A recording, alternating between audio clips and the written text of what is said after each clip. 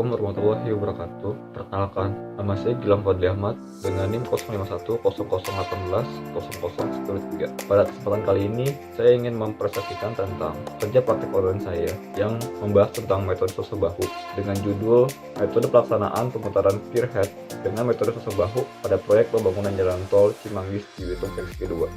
Mari kita mulai. Di sini ada latar belakang pemilihan topik. Yang pertama itu, metode sosok bahu ini merupakan salah satu karya anak bangsa yang bernama Bapak Insinyur Cokorda Raka Sukawati yang merupakan putra dari Bali. Yang kedua, metode ini juga merupakan pemecahan masalah terhadap jalan raya yang mengakibatkan pemberhentian arus lalu lintas karena adanya proyek tersebut. Yang ketiga, proyek jalan tol Cimanggis Cibitung seksi 2 ini adalah jalan yang sangat dinantikan karena bisa mempercepat laju arus lalu lintas dan menghemat waktu perjalanan. Yang keempat, penulis ingin memahami cara kerja pada metode sosok bahu ini, yang dimana metode ini sudah dipakai di dalam negeri maupun luar negeri. Yang berikutnya ini ada tujuan umum kerja praktek. Yang pertama itu membuka pengetahuan mahasiswa atau mahasiswi tentang dunia konstruksi dengan membaca literatur, jurnal, dan melihat video secara langsung kerja praktek itu sendiri. Dikarenakan pada masa pandemi COVID ini tidak bisa kerja langsung ke proyeknya. Yang kedua, dapat mengaplikasikan hasil dari teori yang didapat saat kuliah dan hasil yang sebenarnya terjadi di kegiatan konstruksi, sehingga mahasiswa-mahasiswi dapat lebih mengerti ilmu mengenai praktek kerja. Yang berikutnya ini ada tujuan khusus untuk kerja praktek. Yang pertama itu mahasiswa dapat beradaptasi dengan perkembangan dunia konstruksi saat ini. Yang kedua, mengetahui konsep teoritis, perancangan bangunan jalan tol, dan sistem kerja praktek walaupun secara online. Yang ketiga itu mengetahui dan memahami metode pelaksanaan pekerjaan pembangunan jalan layang tol Cimanggis Cibitung seksi kedua dengan metode sosok bahu. Yang terakhir itu, mahasiswa mampu membuat laporan kerja praktek dengan benar dan dapat mempresentasikannya. Nah, slide berikut itu pengertian tentang jalan tol layang, yang dimana menurut Supriyadi dan Mutahar tahun 2007, flyover atau jalan layang yaitu suatu konstruksi yang memungkinkan suatu jalan menyilang saluran air, lembah, atau menyilang jalan lainnya yang tidak sebidang dan tidak sama elevasi permukaannya. Nah, menurut buku Highway Capacity Manual, jalan bebas hambatan atau jalan tol adalah jalan yang terbagi dengan dua atau lebih lajur yang memiliki pengendalian akses jalan masuk secara penuh dalam setiap arahnya, yang dimana jalan bebas hambatan memiliki karakteristik arus yang tak terganggu dimana tidak memiliki persimpangan sebidang dan pengendalian sinyal lalu lintas. Itu menurut buku Highway Capacity Manual. Bisa dilihat pada gambar 1.1 ini, di sebelah kiri ini ada jalan tol. Ini jalan tol Jakarta Cikampek yang berada di bawah. Nah, ini ada flyover. Bisa dilihat di atas jalan itu ada jalan layang juga. Pada saat berikutnya ini ada standar acuan yang dimana tuh dipakai untuk membangun jalan tol tadi, jalan tol layangnya. Yang pertama itu ada ASTO atau ACA, yang kedua itu ada SNI 1725/2016 tentang pembebanan untuk jembatan. Yang berikut itu ada SNI T12/2004 tentang perencanaan struktur beton untuk jembatan.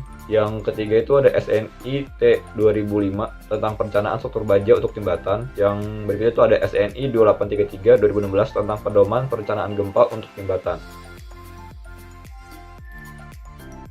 Nah, slide berikutnya ini ada metode sosok bahu secara garis besar, yang dimana tuh di gambar 1.3 step pertama itu kita membuat yang jalan tol terlebih dahulu atau jalan layangnya, membuat tiangnya dulu. Pada step kedua ini pada gambar 1.4 pembuatan lengan beton yang searah dengan jalan yang padat di bawahnya. Jadi kita membuat bahu jalannya itu searah dengan arah lalu lintas, jadi sejajar gitu ada di bawah bangunan itu sendiri. Nah, gambar terakhir 1.5 step 3 itu adalah pemutaran lengan beton sebesar 90 derajat hingga posisi tegak lurus dengan jalanan yang ada di bawahnya. Jadi kan dia sejajar dengan arah lalu lintas. Setelah itu diputar 90 derajat sampai dia tegak lurus. Itu yang dinamakan metode sosok bahu. Nah, ini ada sedikit sejarah tentang metode sosok bahu. Di sini saya mengambil data dari YouTube Imaji Bumi Film, yang dimana dia mewawancara langsung Bapak Insinyur Cokorda Raka Sukawati. Pada tahun 1987, proyek pembangunan jalan tol Cawang Tanjung Priok yang dimana dibagi menjadi 3 fase. Salah satu jalannya itu Cawang dan Jalan Merdeka, merupakan bagian dari Bapak Cokorda Raka Sukawati. Nah, pada tahun 1988, Pak Insinyur Cokorda Raka Sukawati membuat metode sosok bahu dengan inspirasi dari dongkrak hidrolik dari mobil pribadinya. Nah, pada jam 10 malam, tanggal 27 Juli 1988, percobaan metode sosok bahu pertama kali di dunia, yaitu di ruas jalan tol Cawang Merdeka pada 1989. Pada pemasangan ke-85, Bapak Presiden kita Pak Soeharto menamakan metode ini menjadi metode sosok bahu. Pada tahun 1994, metode sosok bahu ini sudah dipatenkan di negara Jepang. Pada tahun 1995, metode sosok bahu ini sudah dipatenkan di negara Amerika Serikat dan Indonesia. Nah, dari data ini saya ambil dari YouTube Imaji Bumi Film, yang dimana tuh diwawancara langsung Bapak Insinyur Cokorda Raka Sukawati. Di sini saya sedikit memberi cuplikannya. Selamat menyaksikan.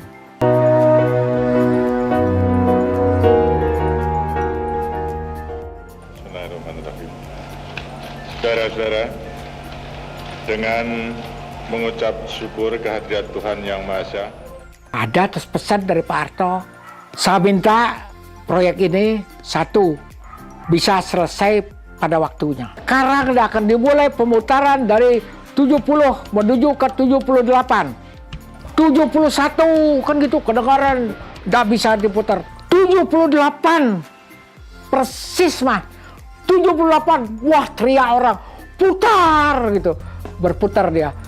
Plat beton yang 6 mili di atas tadi lepas sendiri, turun sendiri, lepas sendiri. Pak Insinyur Cokorda Raka Sukawati itu berhasil menciptakan metode sosok bahu ini. Jika kalian penasaran dengan video fullnya, silakan bisa dilihat di channel Imaji Bumi Film ini. Terima kasih.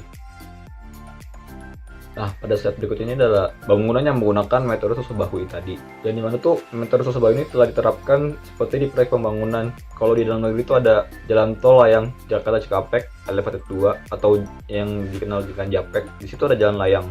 Nah, itu tuh ada beberapa tiang yang menggunakan metode sosok bahu. Yang berikutnya itu ada di luar negeri juga, ada di Kuala Lumpur sudah sebanyak 135 dan di Filipina itu sebanyak 298 tiang, dan masih banyak lagi contoh jalannya. Di sini saya mengambil contoh kayak di jalan layang di Kuala Lumpur di The Ring Road 2 pada gambar 1.6. Ini juga menggunakan metode sosok bahu. Nah, pada gambar nomor 2 atau gambar 1.7 jalan layang di Metro Manila, Filipina. Yakni ruas jalan Wilamur dan Bicutan. Nah, gambar terakhir ini ada proyek pembangunan jalan tol Cimanggis Cibitung seksi 2 atau gambar 1.8 ini adalah proyek yang saya bahas nanti.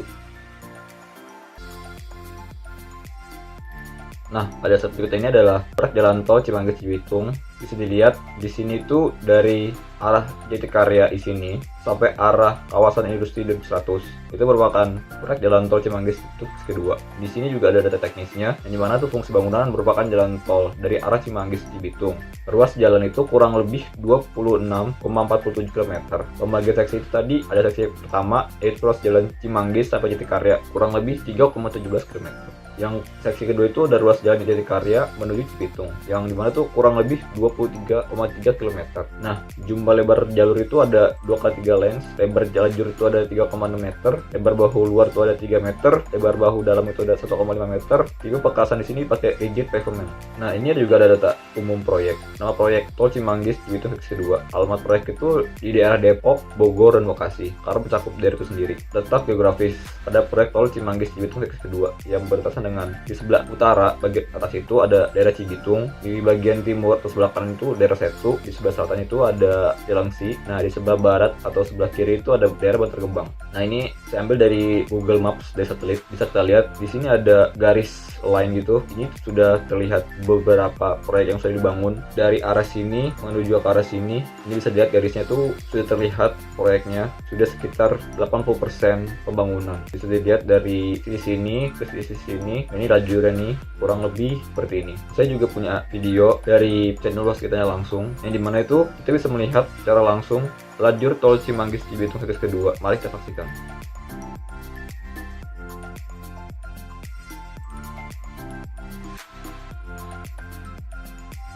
Bisa kita lihat, ini merupakan jalur jalan tol Cimanggis Cibitung seksi kedua, yang dimana itu dimulai di Jatikarya pada tanggal 30 Mei 2020. Di sini saya ambil dari channel PT Waskita.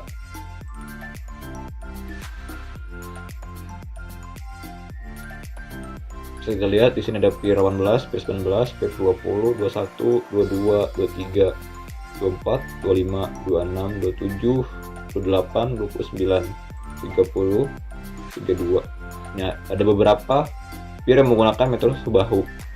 Karena adanya jalan raya yang ada di bawah yang pier itu sendiri. Jadi harus menggunakan metode sebahu. Nah, ini kita bisa lihat beberapa bagian yang sudah dibangun jalan tolnya, ada juga yang belum dibangun.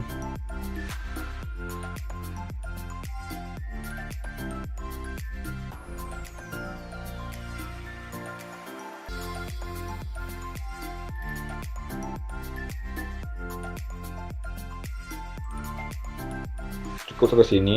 Jika kalian ingin melihat fullnya, panjang 23 km tadi, kalian bisa lihat di channel PT Waskita Karya. Terima kasih.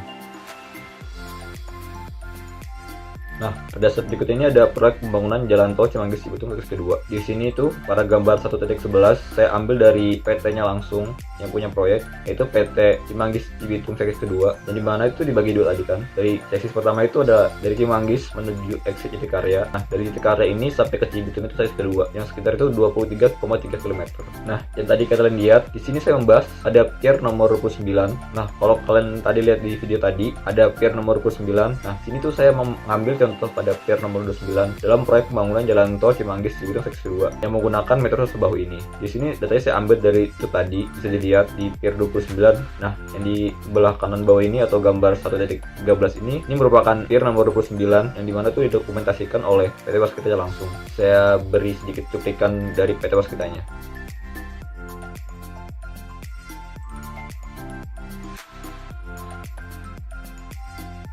Nah, pada video ini tuh video pemutaran pier head nomor 29. Di sini juga saya ambil dari PT Waskitanya langsung. Bisa kita lihat di sini pelaksanaannya. Yang dimana ini proses pemutaran yang tadi.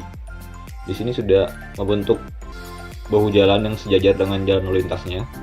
Di sini diputar 90 derajat, sedikit demi sedikit, sampai proses pemutaran itu 90 derajat, yang dimana tuh tegak lurus dengan jalan di bawahnya. Nah, itu dia pier nomor 29.